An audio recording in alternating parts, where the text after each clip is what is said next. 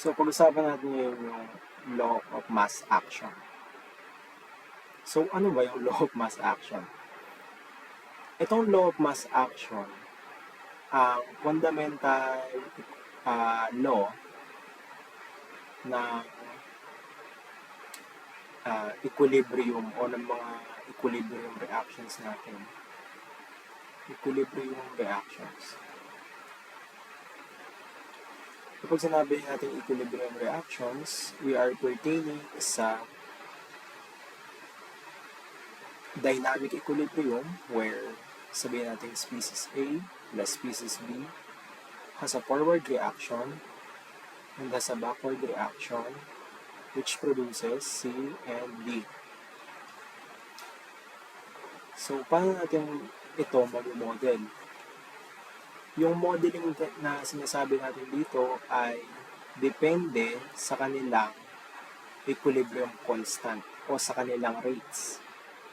So, masasabi natin na ang isang reaction, si A and B, ay magpo-proceed kapag mas mabilis siya mag-occur kesa kay C and D. So, ibig sabihin ito, yung rate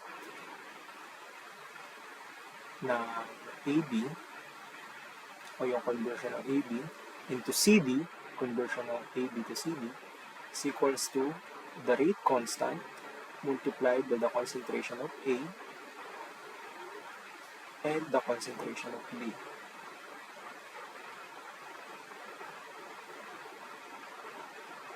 While the rate of CD, which is the backward reaction, ay equal lamang sa rate. Okay. Sa equilibrium constant ng AB ng CD multiplied sa concentration ng C at concentration ng D. So, ang sinasabi ng law of mass action na yung stoichiometric coefficients daw nila ay dapat yung rate ng reaction ay proportional sa stoichiometric coefficients nitong mga species ito. Kung sabihin natin na X ito, Y ito, ito ay ano ba? G at F. Ang magiging expression ng rate law natin ay A, KAB raised to AX, ay A raised to X, and the concentration of B raised to Y. While dito naman, yung rate law natin ay magiging KCD raised to G over F, and raised to F. So, KCD multiplied sa concentration of C raised to G and concentration of D raised to F. So, ito basically yung sinasabi ng law of mass action.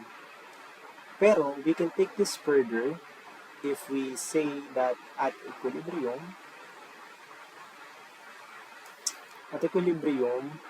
si RAB ay equal lamang sa RCD.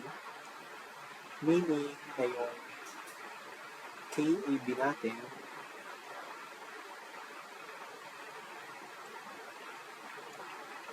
itong unang expression ay equal lang sa KCD natin multiplied sa C, G raised to D, F. So, tandaan natin na yung mga exponents nila ay yung stoichiometric coefficients. Ngayon, from this, we can derive an expression that shows the equilibrium relationship using only one constant. So, kung ilalagay natin si ratio nito, so KAB over KCD is equals sa CG D F over a raised to x b raised to y. So, ito na yung equilibrium na relationship natin. So, si products nasa numerator, habang si reactant ay nasa denominator. And this, itong quotient nito, itong equation na to, yung sagot dito, ang tinatawag natin okay, so yung equation na to, itong value na to ay equal lang din sa ating equilibrium constant for this particular equilibrium reaction.